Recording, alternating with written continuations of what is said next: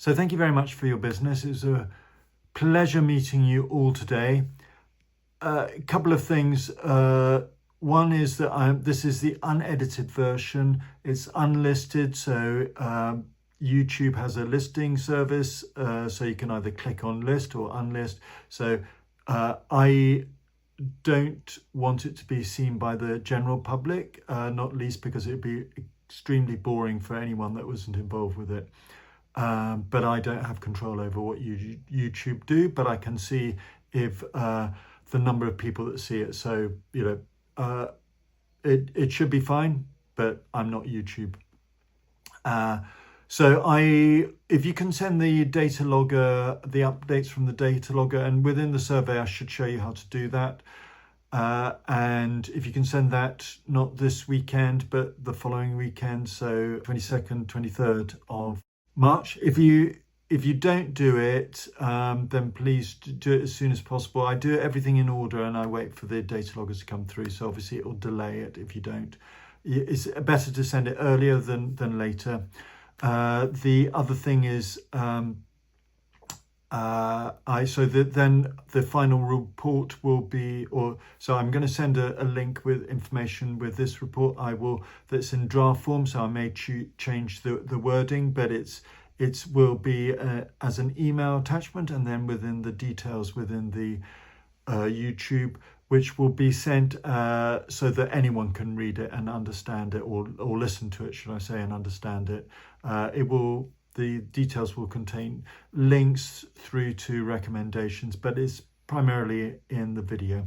So have a look now. I'm sorry if it rambles a bit.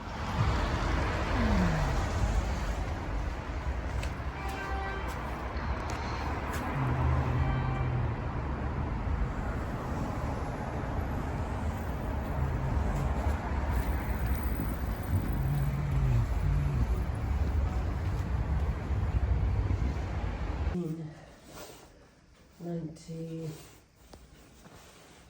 1997 or 8. Okay, and when did dampness first start showing itself?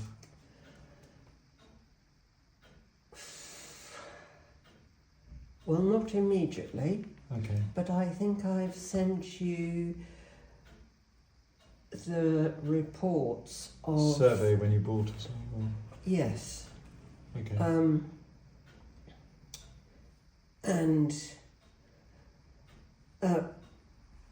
But that wasn't particularly related to the big issue now. Okay. It's not terribly big, but I'd like to deal with it. Against the bottom of it, okay. Yes, and I think I sent you, I know I sent you the report of what was done by a company called Renlon, who I think... Renlon? Yes. Okay. Who I think... Renovation London, I suppose it stands for. Well, it might have been Rent-A-Kill.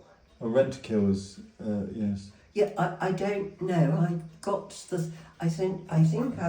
I'll have a look. So what I tend to do is have a look through all the documentation when I put the final video together. All right, so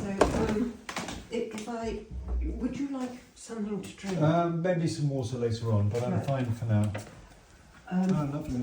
So this is where one of these things is. I got it. Data logging one. Yeah. Okay. Yes. Perfect. Good. Right.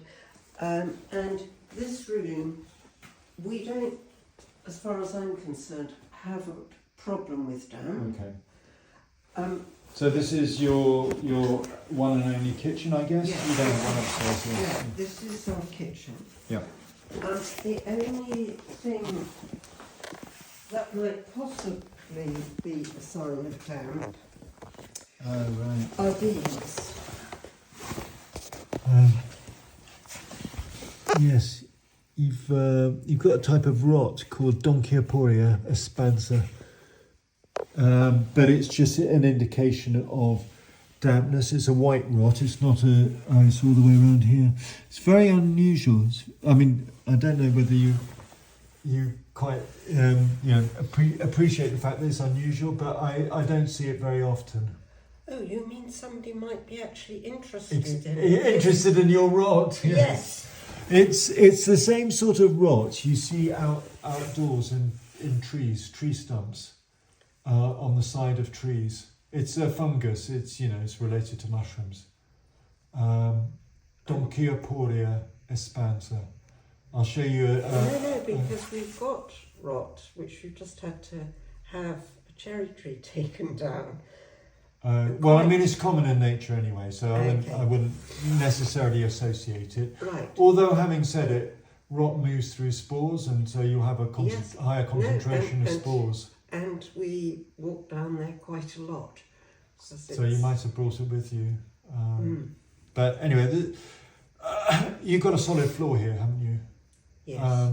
So really, it's relatively superficial because it's not structural. Yes, and it's a wonderful climate to have it to grow.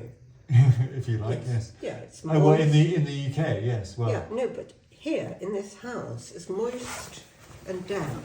yeah. And then it's here as well, maybe. That's what this is. Maybe. It's the same thing.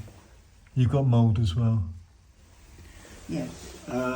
So, okay.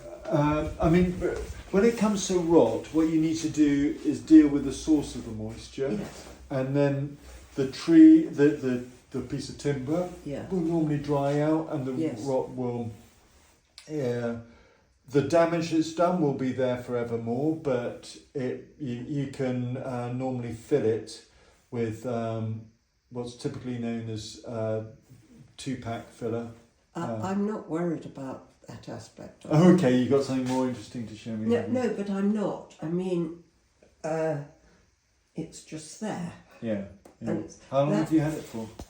That's probably been here for about 10 or more years. Okay. Doesn't seem to be getting any. But it's a symptom of something else. Yes, Um, yes. So, and then it goes, then all this comes along here.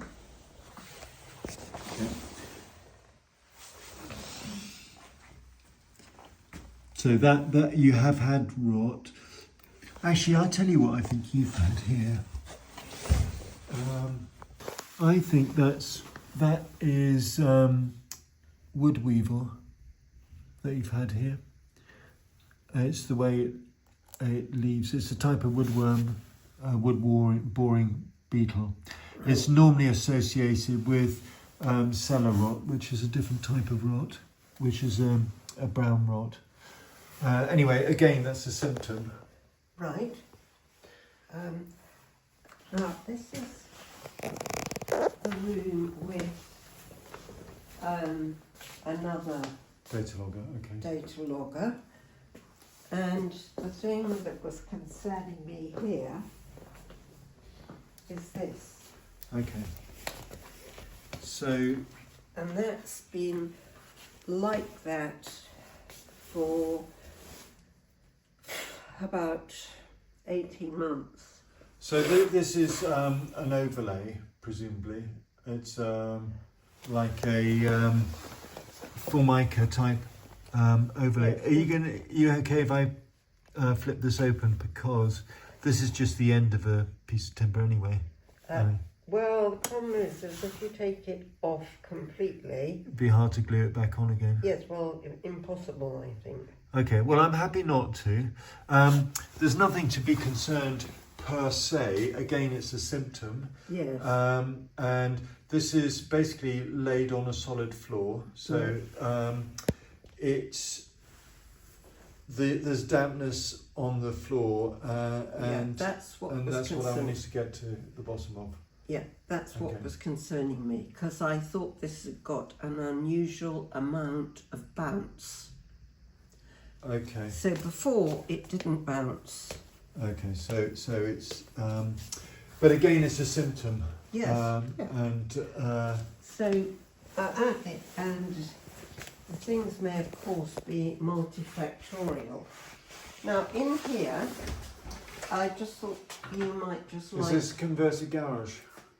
No, it's converted stables. Stables, yes. Well, I noticed that on the outside that there are two different brickworks. Yes, so this is a former stable. Wow. And then because it's on the Vaux main road to the new bridge. Yeah, absolutely. And then it was changed into a doctor's surgery. Oh, wow. And so there's parquet flooring. So I'm guessing sort of 1820s, 30s? Actually, I think this was probably done about 1860.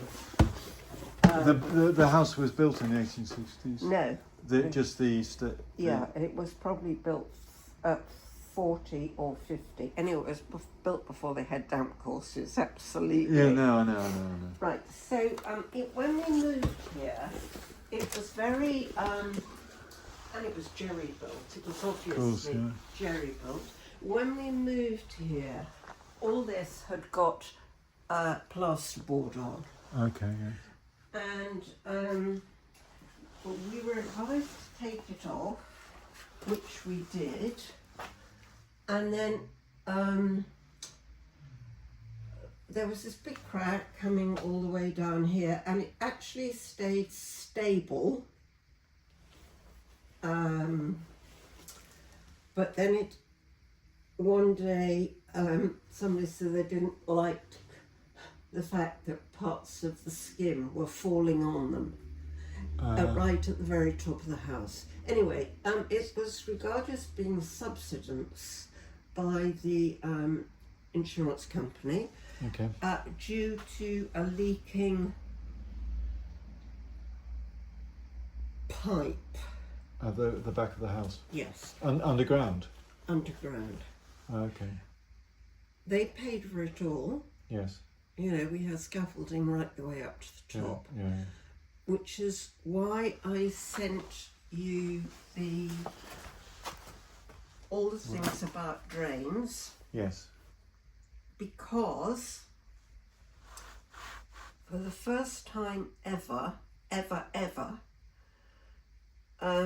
3 weeks ago, this had got a puddle of water. Right. Okay. Never had it before at all. Okay. I mean, a real puddle. And so this lead pipe, do we know what that? No, nobody's ever commented on that. It didn't come out of the lead pipe. It just seemed to come up. From the floor. Yes. Okay. And when was this? 3 weeks ago, did you say? Yes, it wasn't particularly rainy outside. No. Or wet. But I just wondered if that was something to do with just the sheer saturation of the ground. Okay. Because outside, the ground was essentially muddy, slippery, muddy. I've never seen that here. I've seen that in North Wales. Yeah. But it was even where, like, I should actually have had farmer's boots on, but I had just ordinary boots. Of course, yes. And it was difficult to skid. It was easy to skid, and it wasn't just me, you know, a young person was here. Yeah, and skidded, yeah.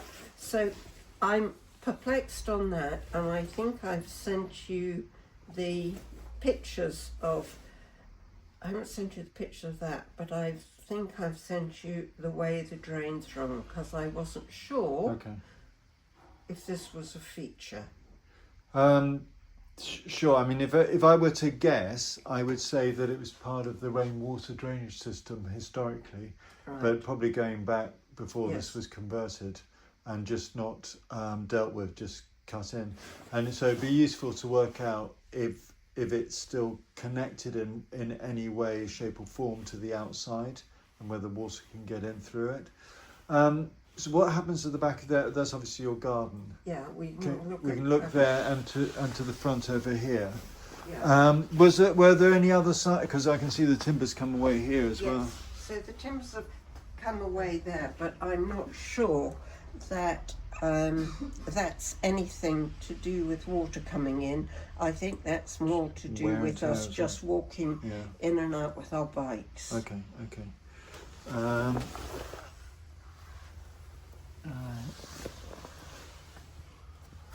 So I think what I'd like to do first is Hold on, I've got some more to show you. okay. Looking forward to it. Because that, I think this is Related. no, I think this is we've got a multifactorial pathology. Okay. I think there's different I'm issues. always up for a challenge. Well, it's like everyone who ages, you know. Well, the things start going wrong at the same time. Well, yes.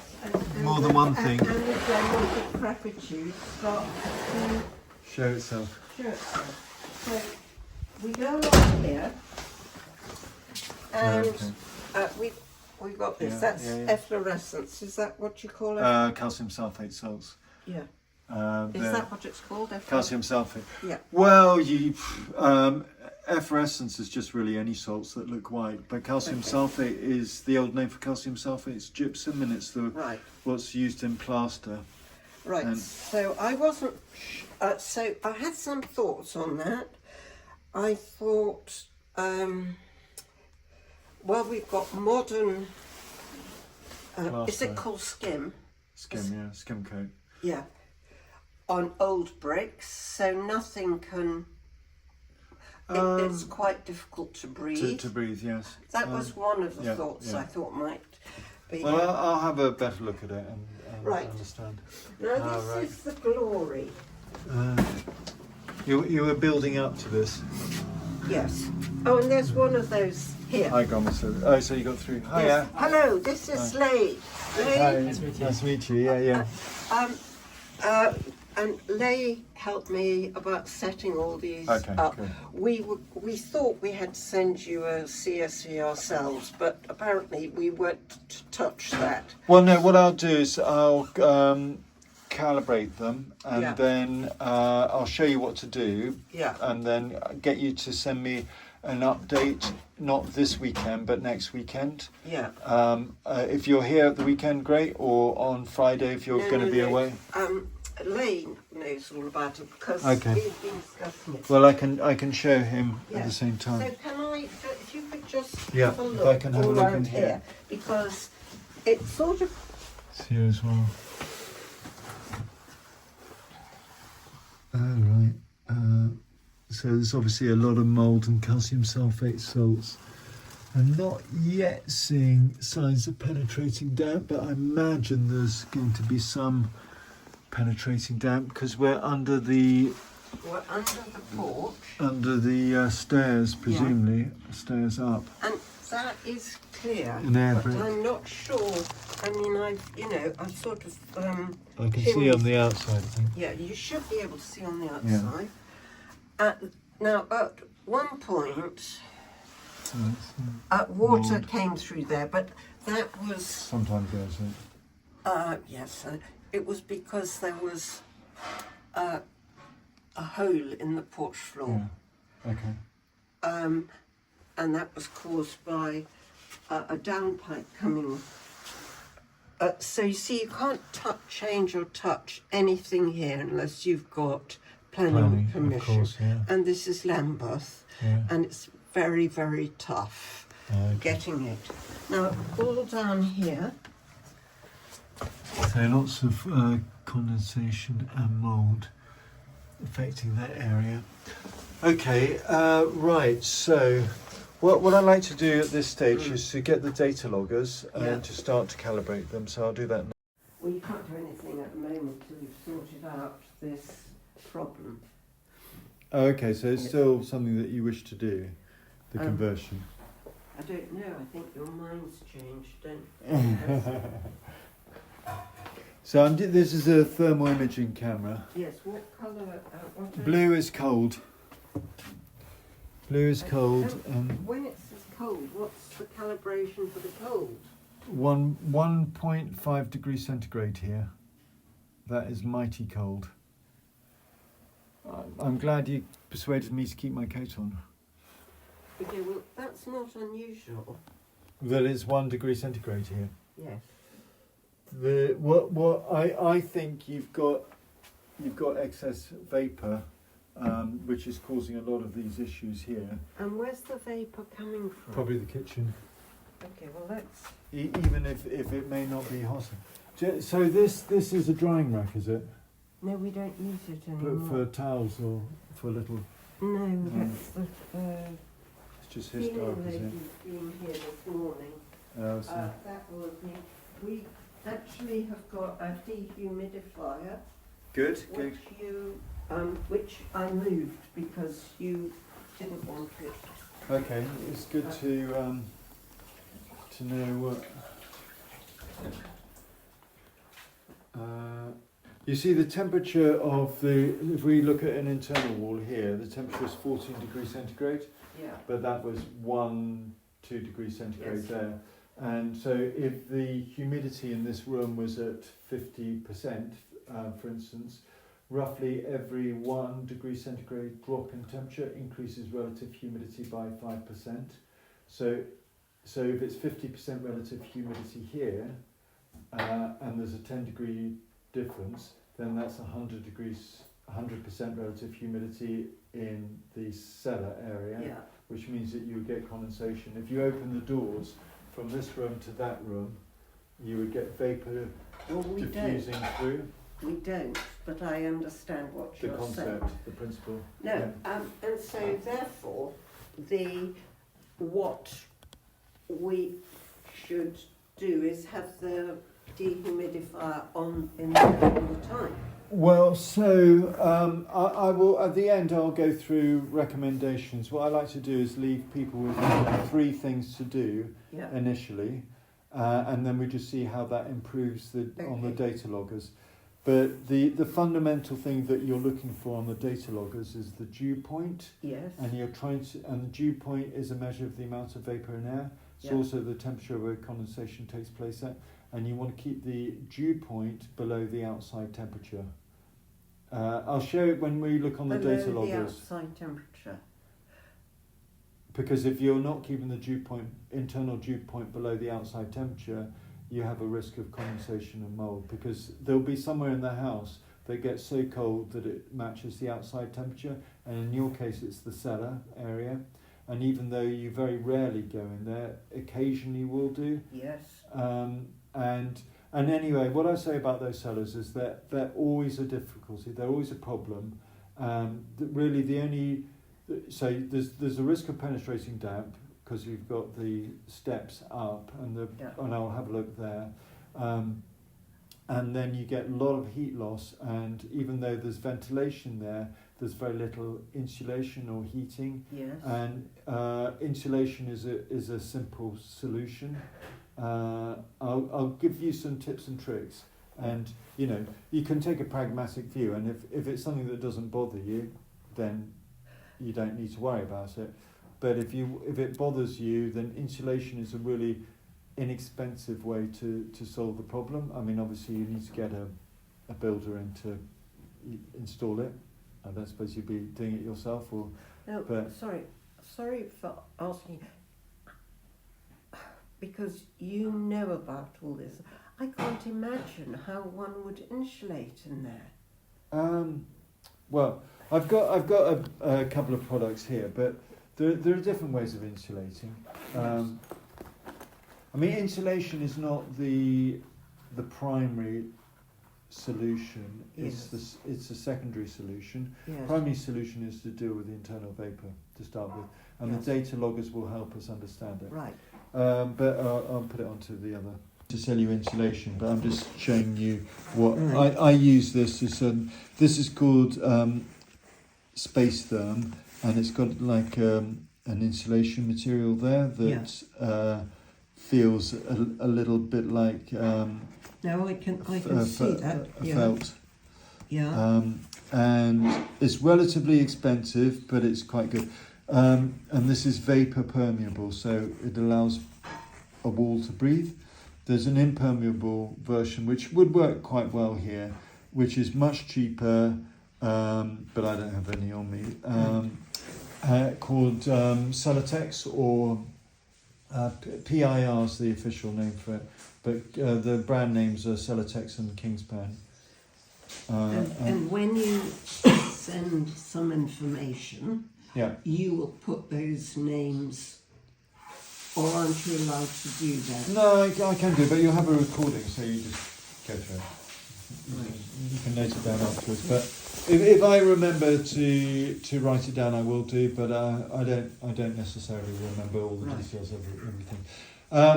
But what I want to do now is look at the front and back and understand your drainage systems a bit better. There's no ventilation there's no ventilation from the kitchen. No. And it's only that. well, that's what's called a passive vent, but it's not active ventilation. So there's no airflow outside. It won't help. What's this for? An awning or something? No, it's a shutter. Shutter for the back. Metal shutter. So anyway, roughly speaking, 1/4 litre is produced from cooking every day. Yes. So if it's not thrown out the window, it's going to find the coldest place to then condense on. Right. And the coldest place could be the floor. Yes. It could be the cellar. It could be any cold walls. The thing about a solid floor is that it's impermeable, so it's not absorbing any vapour, and therefore any condensation that falls on it gets wicked up by the walls. It's not rising damp, it's creeping damp, and it will just creep everywhere. Rising damp comes from groundwater, which is the water under the water table, and in this area in London you don't have groundwater, so you don't get rising damp in London. But what you do, I mean, you may have localised drainage issue when you're describing the water the ground being saturated. Generally, water that falls onto soil will just percolate down to the water table, so it's got no upward pressure, if you like. It's the wrong word actually, but if water goes onto a solid surface, it can't go down, so it goes up. But when water there's no saturated soil beneath it, it will percolate down, and in London the water's pumped out. So even if it might sit on the clay soil for a while, eventually it's going down. So you get very little horizontal movement of water. I mean, the last place I went to, I believe, has a drain. They're having a CCTV drain survey, but I believe it had a drain leak. And that's what was causing the dampness in their subfloor void. In your case, well, I don't know. I'll have to look. But so there can be drainage issues which cause the outdoor to then not percolate water down. But as I say, a clay soil, it percolates slowly, but it still percolates down. Right. But I'll have a look outside and front and back now. Okay. And you've had that checked out. You've had that but you see, it's CCTV. Really interesting. And when they do these things, they say couldn't get any further or blind run. You see, and when they did that, I'm sure they absolutely loathed having me around, because I would say, well, where does it go? What does blind that... run to where? Yes. But we are the head of the all the sewage, as far as I understand, goes through underneath your property, does it? Yeah. It goes Then it's goes through under there. Then it's the water board's responsibility, because if there's more than one drain, more than one household entering your drain, then it's their responsibility from that point onwards. Oh, is it? Yeah.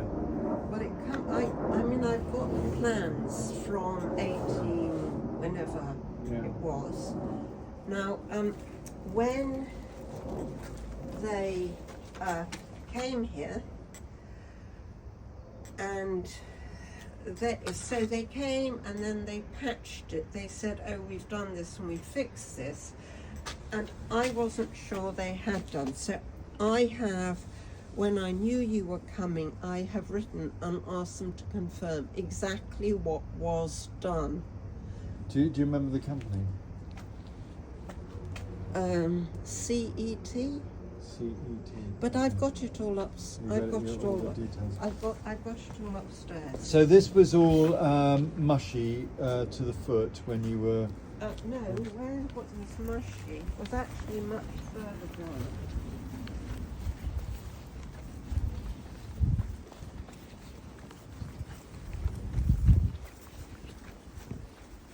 Yeah. Was all there, and it was just soggy, and it was. I don't think it's going to have a direct impact. Okay. It's too far to. I mean. And that's the lovely fungus we've got. Do you see over there? And the tree. We lost half the tree last year. Yeah, this is Donchiaporia expansa in the wild. Yeah, that would be why you've got it indoors, inside. Yeah. But I mean, it's more of a sort of intellectual fact rather than anything to particularly worry about. They're often very interesting. Well, they are, but all I'm saying is that your house isn't going to fall down because of it. It's affecting one piece of timber or a few bits of timber that don't have a structural significance. And so you think that possibly what we've done is transmit it from here? Yes. Yes.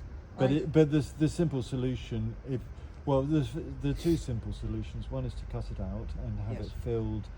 You still need to deal with the moisture, which I'm going to instruct you on. I'm sure there's lots of different things, and I'm happy to do that. We'll deal with the knees, the hips, the heart. But in this case, we're taking the brain out. So that's this way, and then.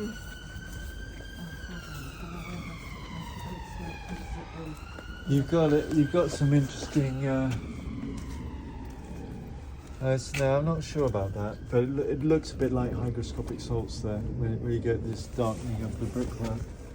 I thought that was just a question of it being called London stock or something.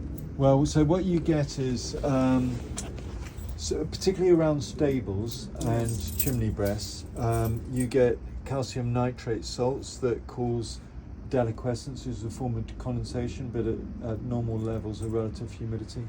So it looks a bit like that, but it's actually quite dry today, so it's not glistening, but it will look damp when it's humid. So I would say that probably are hygroscopic salts, but I mean, it's a bit of an academic thing. It's never been like that before. That it's swelled up. Yeah. Yeah. Well, that will be humidity. No. So you got quite a lot of woodworm there, but it could be historic.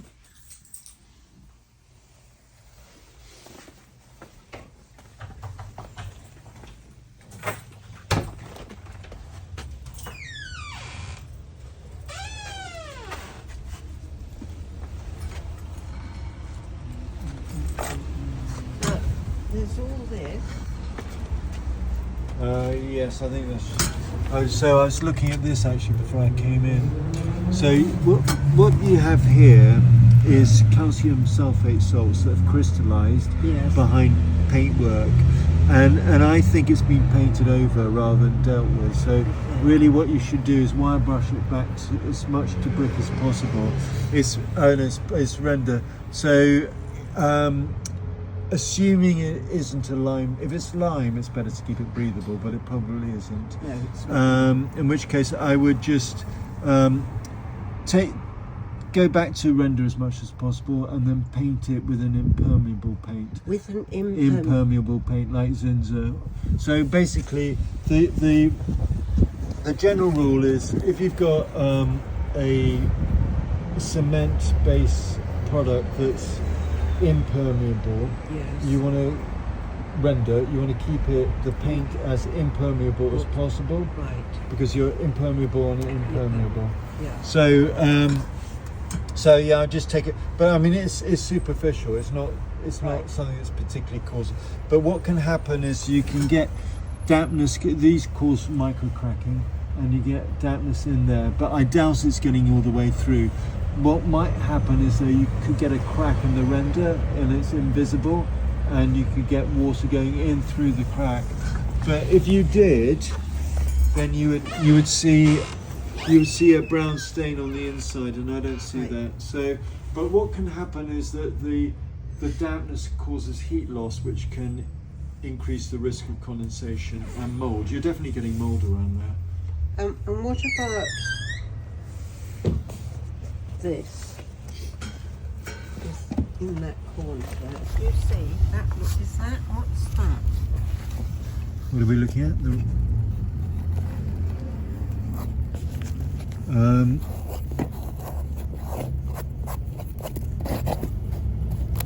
It's rot in there. I mean, it's rotten right in the corner, but it's going to be superficial. You're on a solid floor, so as a general rule, two things. One is you're more likely to get water on the solid floor, because if it can condense anywhere, it's a bit like a plastic bag, you know, it's not absorbing moisture, and if there's any humidity in the air or it gets cold, you get condensation underneath the timber and it will get rotten. But because it's a solid floor, it's superficial, it's not structural. You just have to either live with it or replace it. But it's a symptom. Right.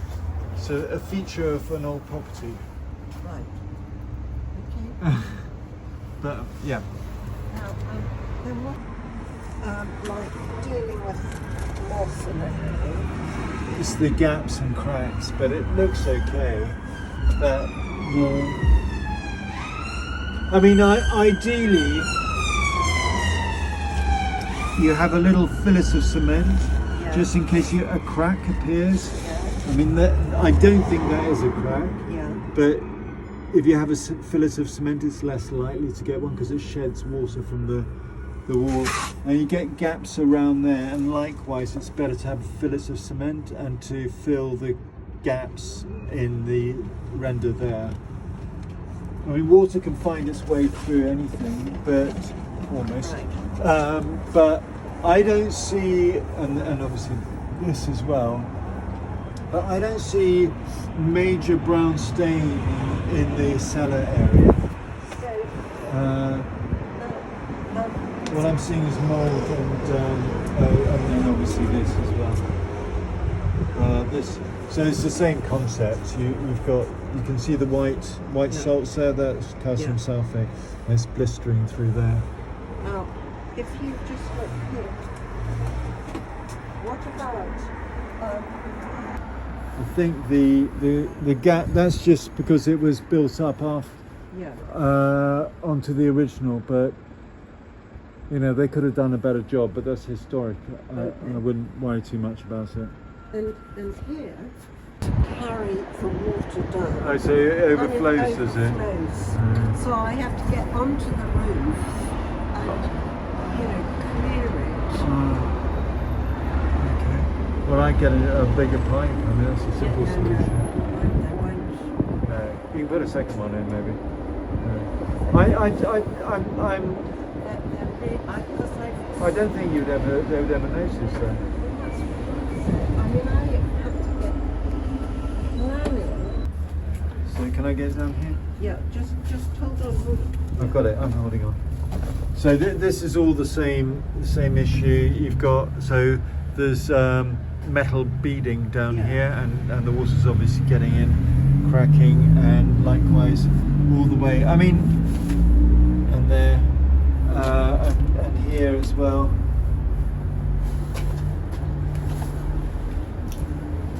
And then you've got passive vent there. Oh, and the other thing is, I had a look before entering the door, and so you've got a drain that runs down here, but this isn't. So this is going in, and it's going to go into the soil there rather than all the way, which isn't ideal. Really, you should just have a, if nothing else, there's something called an echo drain, which is the best way of doing it. But you could simply have a drain running down there, a gutter to pipe it to. I mean, that's new. This I noticed that. This Yeah. showing up. These. I mean, there's the problem with any property is where do you start, where do you finish?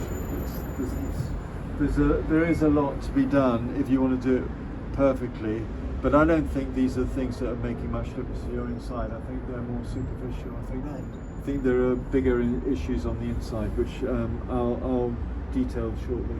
Yes. Okay.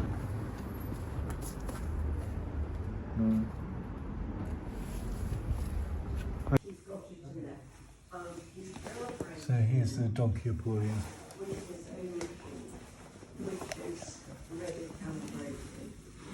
This is wood weevil. That you will be the person who sends back the data into Sure, this I will copy you on this. Yeah. Okay. All right. Good. Okay. Can you respond just the message or Yes, I will. can you block my door? Should we? It's nice to see it on the chat. So just press all of them because the three there, one of them, two of mine. Okay. If you just press Okay. each one in turn, and then just do OK, and then press that. It's scanning. Scanning, yeah. Okay. So just do each one in.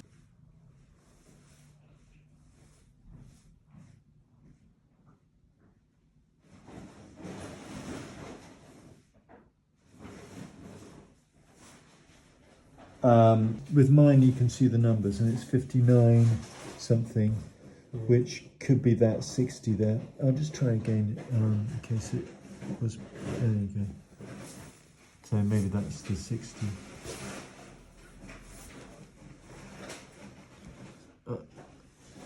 That.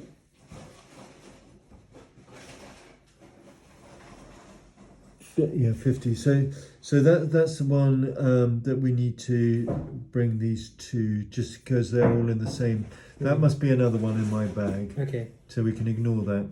Yeah, you synchronizing from that. Yeah, but you don't. So what I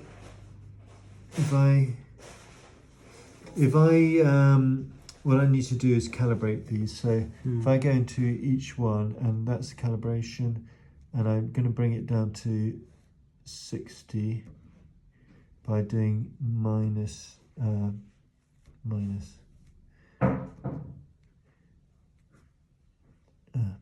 Start again. Minus 3. It's 30. 3.9. Where's the point? Oh, it's a bit more obvious. Yeah. And then do OK. And then basically we just need to bring them all into line. It's the humidity that's often incorrect.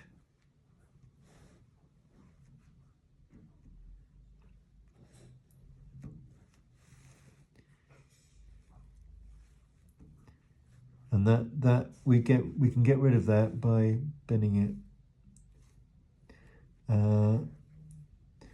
So the temperature, it's better to have it similar. So just go up.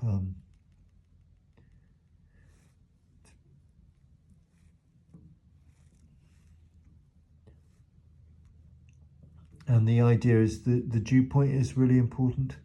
Dew point is a measure of the amount of vapour in air, as well as being the temperature where condensation takes place at. Sorry, that's yours. Then the dew point is more or less in line. So these are more or less, you'll find that there's some variation over time, but that's fine. So now if I get you to press the green number, and that just gives you a brief, but don't worry too much about that. Press that and press the calculator sign top right, export sign top right to that one there, and then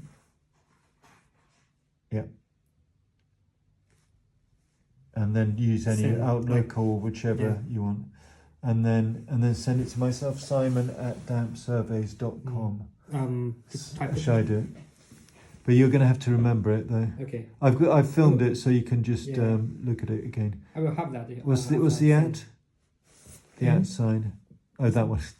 Okay. Oh, sorry. At dampsurveys.com. I misspelled it. I've got big fingers.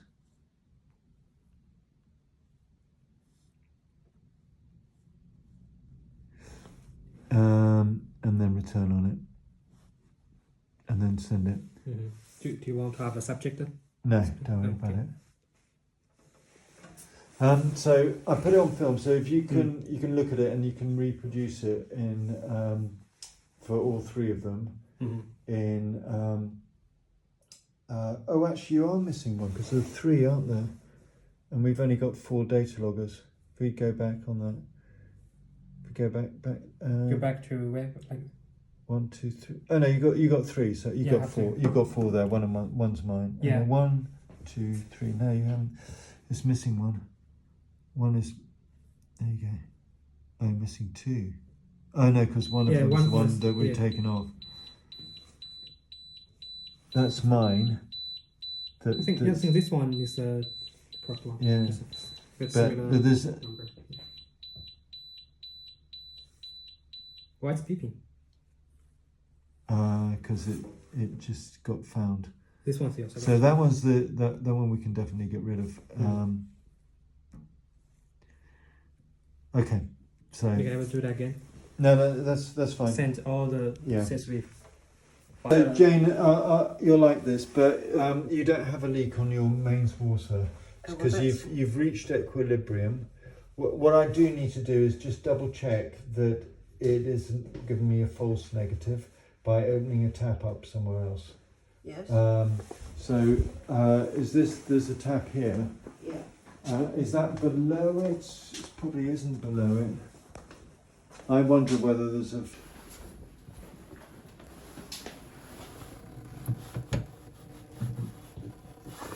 Go through what I think's happening, but the data loggers is going to really help me a lot, and I'm just waiting for that. But you definitely have a ventilation humidity issue down here. There's no ventilation in the kitchen, so you would normally have an extractor fan out, or you've got that passive vent, but that's only effective if there's airflow. Yeah. And you've got a washing machine down here, and I guess drying clothes sometimes takes place when it's wet outside. No, because we've changed that. As of. As of 3 weeks ago. Okay, well, what we're looking at is prime. No, so can I tell you what we're doing now? We're drying clothes right at the top of the house. Good.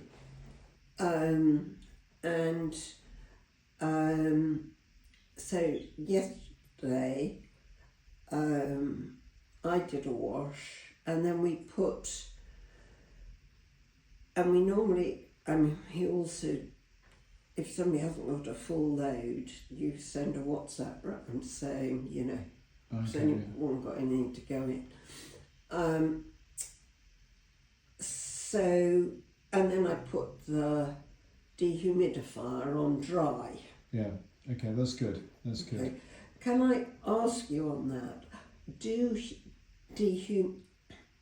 So I got the one it said to use in the witch report, which is 25 litres. Okay. Is it pure mate or no, it's Miyako. Yeah. Okay. And it also, they did it per litre, the cost per litre of water removed. Yes. But I thought, well, if I'm moving 5 litres of water, it's what you're paying for is it's not telling you the electricity used, it's just telling you how much it costs you as to its effectiveness. Anyway, I decided we'd just keep on doing it, and when you're not drying clothes, it defaults to something like 54%.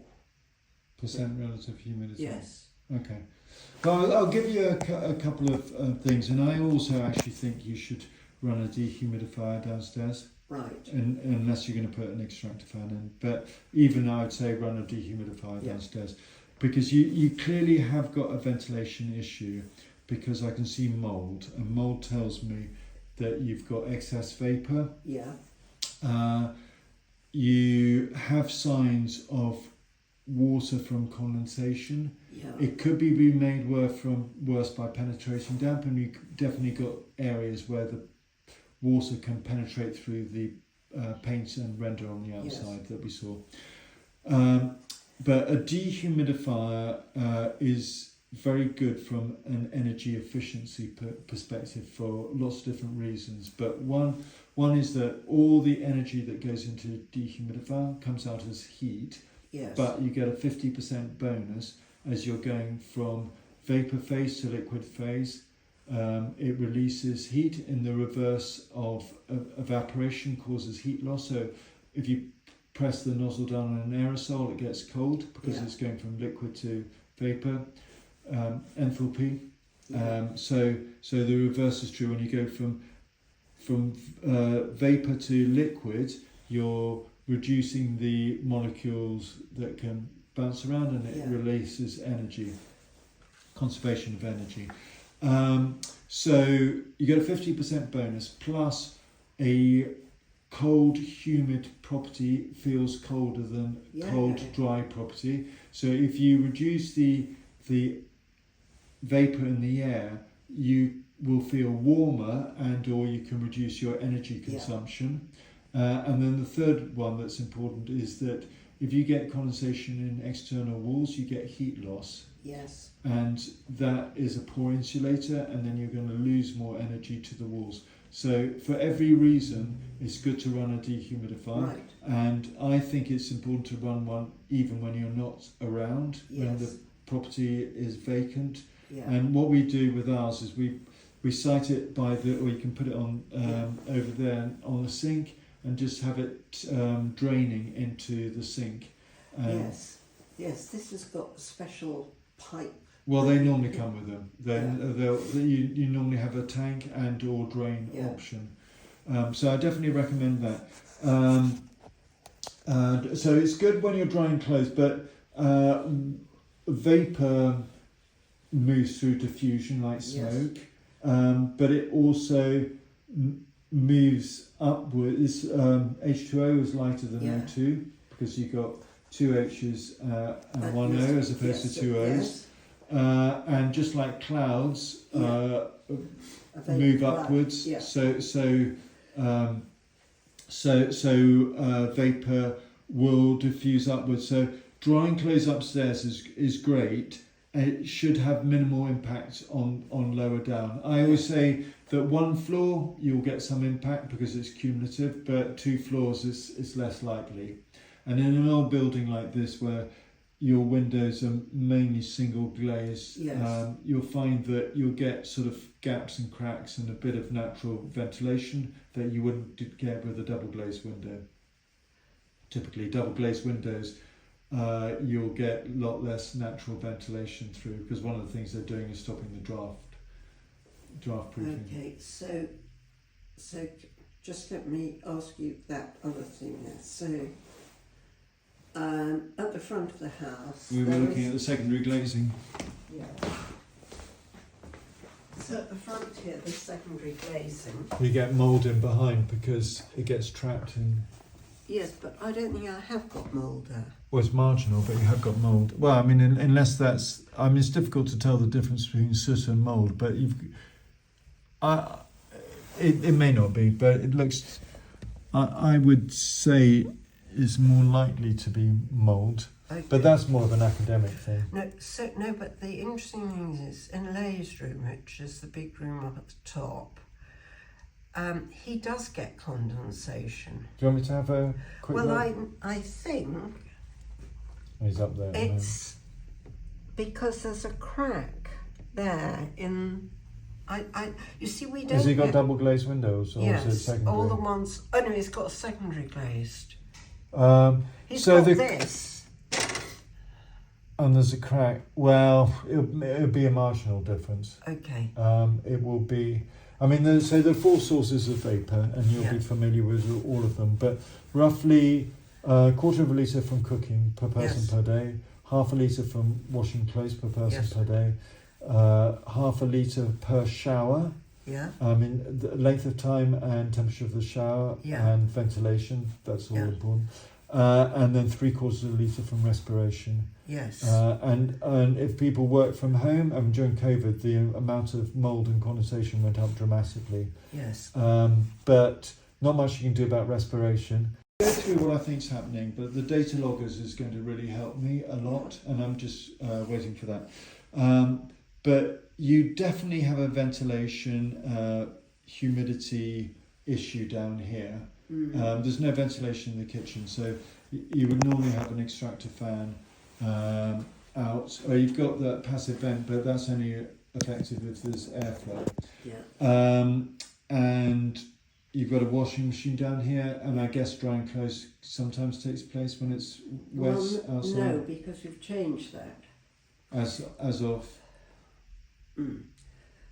As of 3 weeks ago. Okay, well, what we're looking at is prime. No. So can I tell you what we're doing now? We're drying clothes right at the top of the house. Good.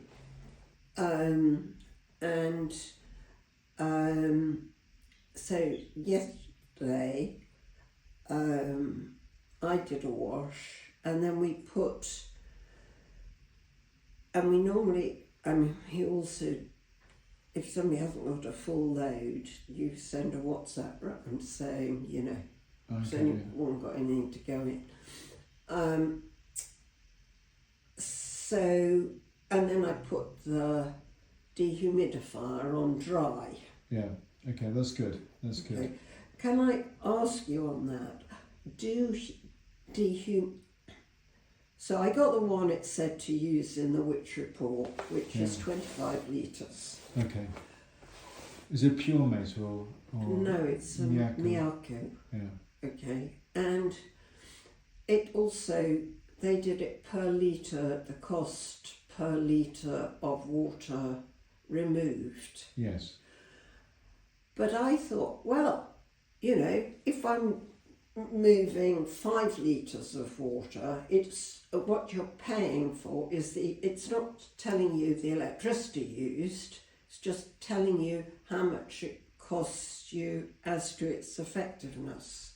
Anyway, I decided we'd just keep on doing it, and when you're not drying clothes, it defaults to something like 54% relative humidity. Yes. Okay. Well, I'll give you a couple of things, and I also actually think you should run a dehumidifier downstairs. Right. Unless you're going to put an extractor fan in. But even I would say run a dehumidifier downstairs, because you clearly have got a ventilation issue, because I can see mould, and mould tells me that you've got excess vapour. Yeah. You have signs of water from condensation. Yeah. It could be made worse by penetrating damp, and you definitely got areas where the water can penetrate through the paint and render on the outside that we saw.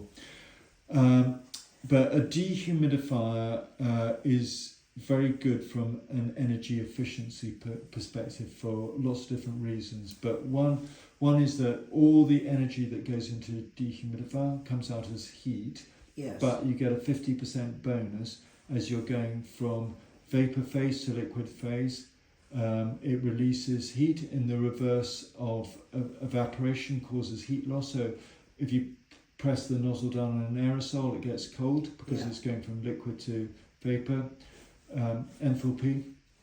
So the reverse is true. When you go from vapor to liquid, you're reducing the molecules that can bounce around, and it releases energy, conservation of energy. So you get a 50% bonus plus a cold, humid property feels colder than cold, dry property. So if you reduce the vapor in the air, you will feel warmer, and or you can reduce your energy consumption. And then the third one that's important is that if you get condensation in external walls, you get heat loss. Yes. And that is a poor insulator, and then you're going to lose more energy to the walls. So for every reason, it's good to run a dehumidifier. Right. And I think it's important to run one even when you're not around, when the property is vacant. Yeah. And what we do with ours is we site it by or you can put it on over there on the sink, and just have it draining into the sink. Yes, this has got a special pipe. Well, they normally come with them. You normally have a tank and or drain option. So I definitely recommend that.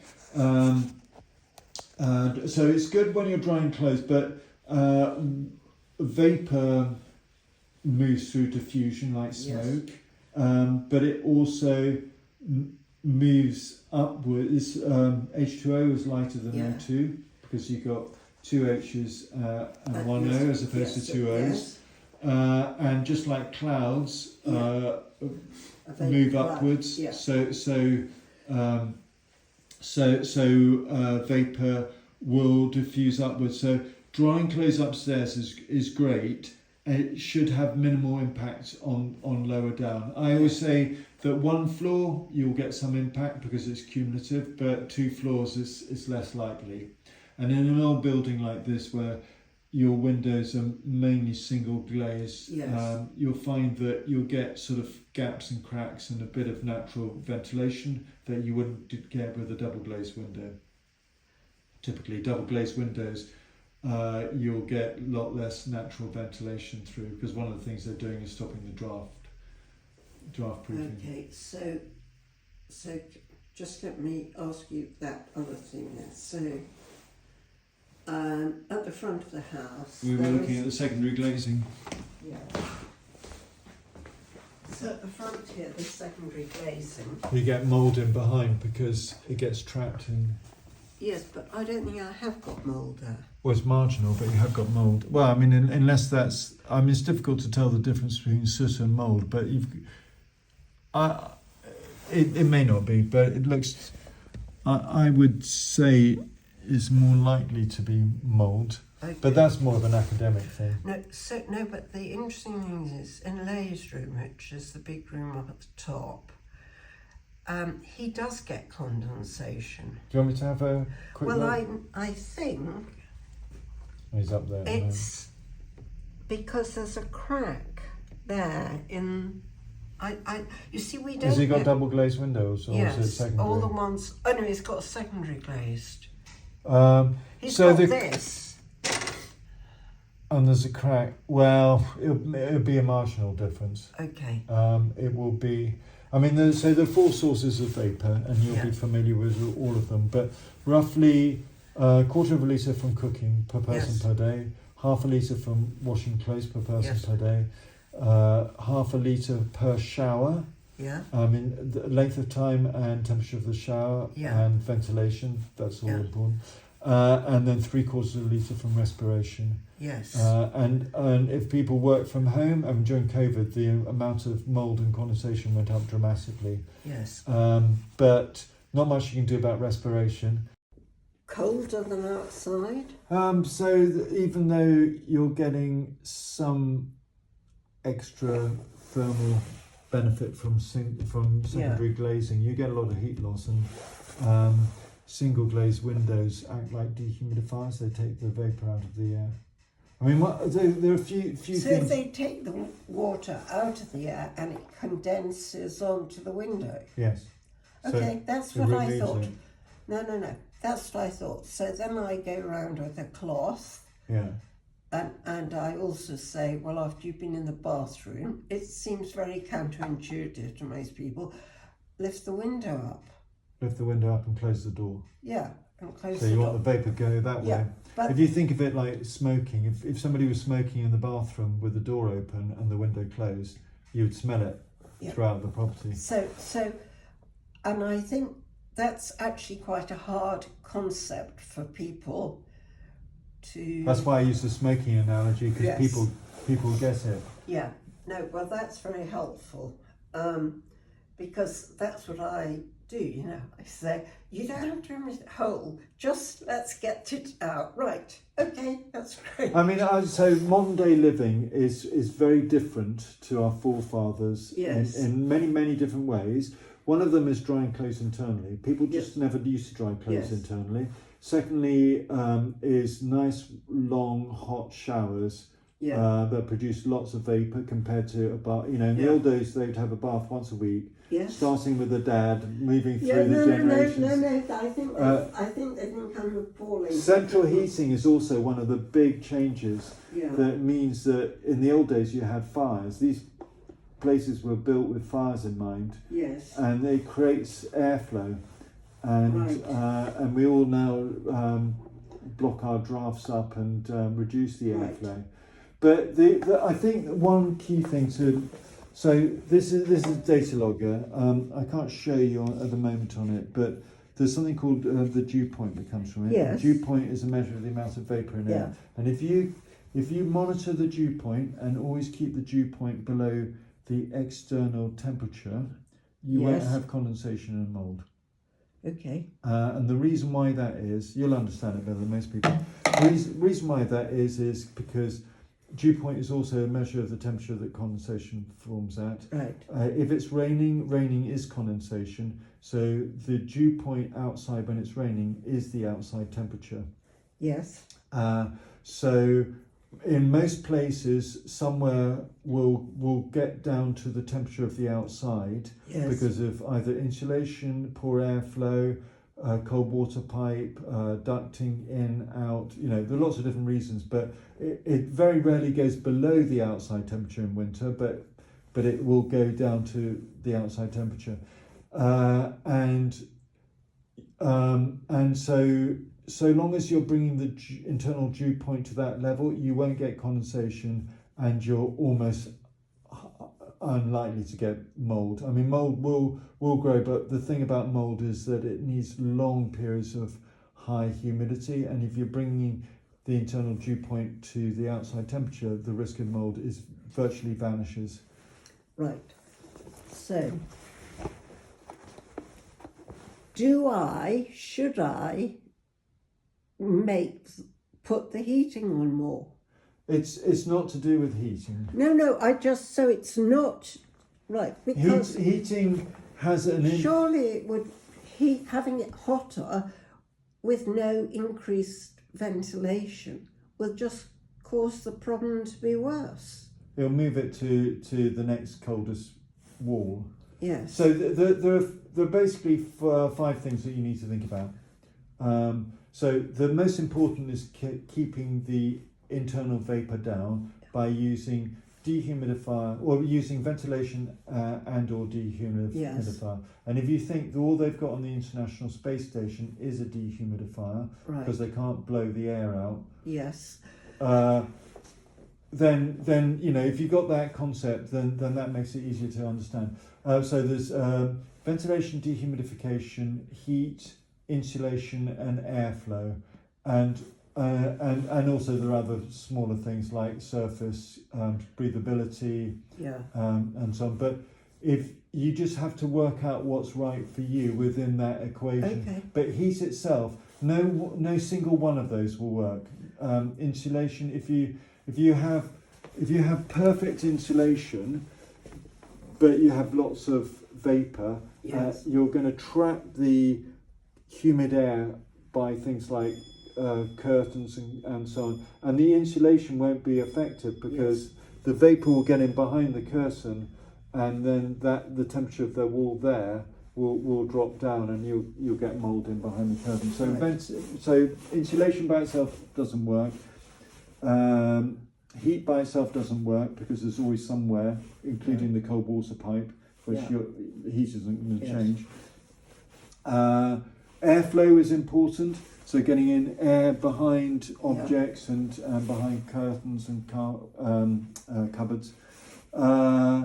The one that works, in my opinion, better than all the others is dehumidifier. Friends of mine got a cottage in Ireland, and Yes. they used to have terrible problems, and they used to spend lots of money on electrical night storage Yes. heaters, and they'd always come back and they'd I take can them, just imagine. and Yes. it just smells and so Yeah. on. And I got them to change and you run dehumidifiers dripping out, and their energy cost just dropped through Yes. the floor. You probably Yes. went down by to a tenth of the amount, and they came back and it was dry. Yes. Because it's doing all those things at the same time. But the downside is you have to take the water canister out or have it Yeah, plugged no, in. That's right. And monitoring, that's the other one.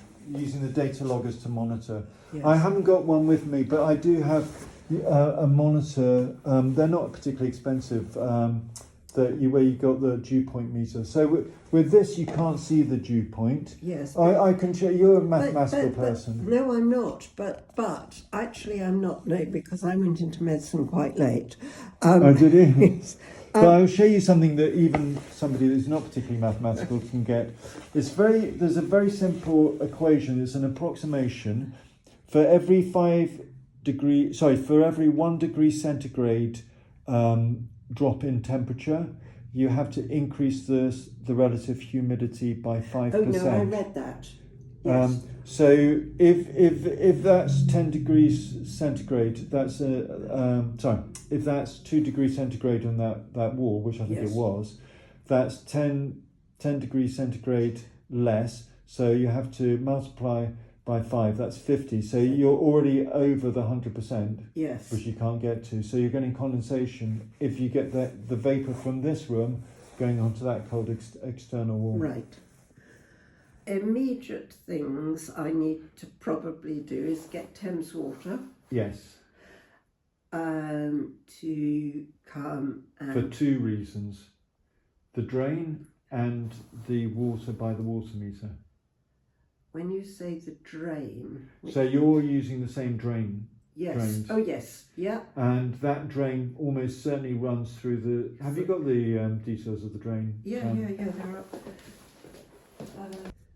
When you have a drain block, and I went to a property yesterday with one, or a drain leak, you normally have A smell. a smell. There's normally a telltale smell. Not always, but Yes. normally.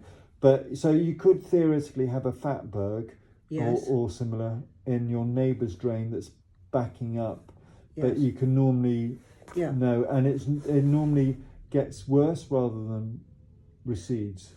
Yes. I don't think they've got anything wrong with theirs because the guy who lived there, they've only just moved in, Yeah. these people, and the guy who lived there was an architect. Okay. Quite, and he, so I said to them, have you got a problem, like you suggested, to say, have you got a problem? And I did the same with the people here, and none of them had got any kind of problem.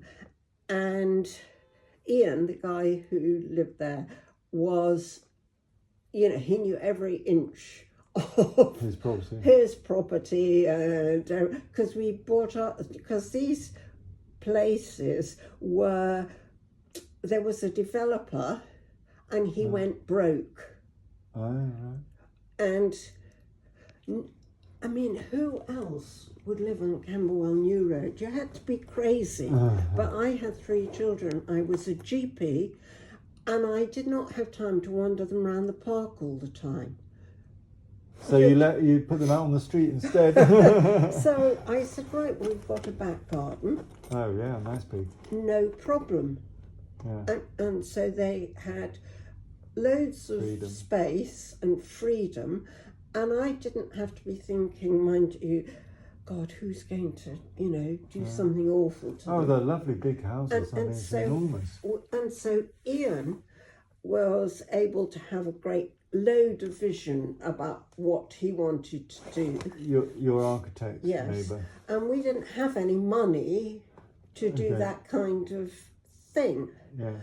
So he knew exactly sort of what So was he where. helped you or made suggestions. Well, no, he didn't, because he knew he wasn't going to get anywhere, because we were skint. And so I don't think there was any problem there. And the man who lives in there, he is about to move, because with his kids, and he's I think he's very worried somebody might have said something was wrong, and so he doesn't want to know about any problems. No, he seems to know about every single thing. So if anybody comes and says, he can say, oh, this or the other. Given everything that I'm seeing, there's every chance that the water you're seeing in the centre of that wall, or that building, was from condensation. Right. Because a huge amount of water can come out of the air, and you're just next to the kitchen. No, I tell you what, that was the time I saw that, was when I had this huge waterfall. What that? I know it was 3 floors down, but it was like having the Geneva Fountain on Lake Annecy. I mean, it was... Yeah. I mean, it was... And I had no one here. So the water that you saw in the stables... It was at the same time. So it may not have been directly linked, but through the vapour. The whole house was I mean, it was just... And there was... I had to just throw... Can you see it on the ceilings? No, well, I'll show you. The whole house was... Because I had just had to get... It was here. Is this above? This is above the stables. Yeah. This is the bathroom where you had it? Yes, and so what happened was I tried to undo that. I mean, eventually I got a plumber. But in order to, I had to run outside, run in, there was water spurt, and I just threw everything I could think, rugs and everything, here. To stop the water going. To stop the water. I mean, there was probably about 3/4 of an hour while this was all going on. That's a lot of water. And it was a lot of water. And then I had all these really heavy rugs that I just had to plonk in here. Okay. In the bath. In the bath. So I hadn't actually thought of it like that. I mean, it was... But it wasn't leaking directly into no, it wasn't. but through vapor place was humid. Yes, I said to Lay, this was probably very I said, do you know, we call I said, we used to call things Chinese laundries. And I was explaining to him, and it was like that. So I hadn't thought of that at all. So it shows how useful your explanation has been. I'm going to show you a little video of somebody else with a similar thing. I'll put it on. Yes. It will help. Well, let me go downstairs then. Yes. I'm actually going to have to dash off fairly soon because I'm due somewhere. But I'm impressed with your... Oh.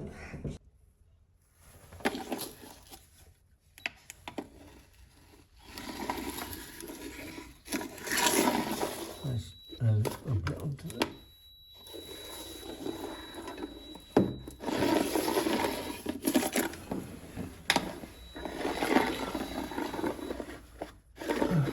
That's condensation there. Condensation probably not helped by the pail of water.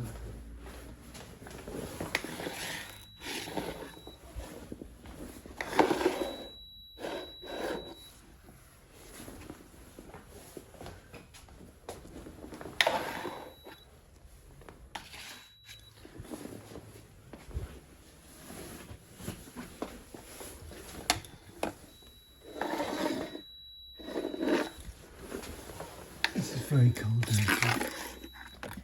Getting condensation behind here. You can see the condensation on the plastic here. Do you see that? That's because there you go. You want to keep these away.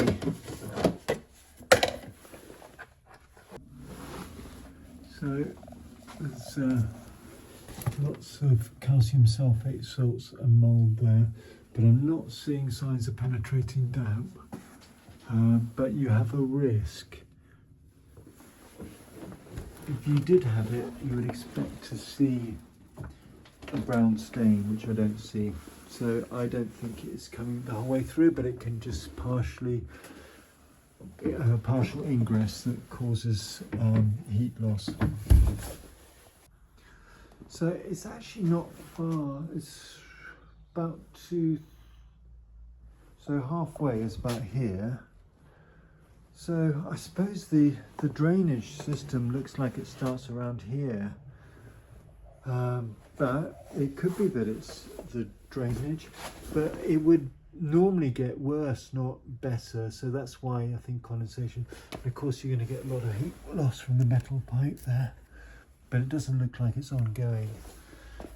So I do think it's condensation from when you had the leak, and although it didn't come through the ceiling, or maybe a very small amount over there, but the vapour in the building would have come through and condensed on the coldest point.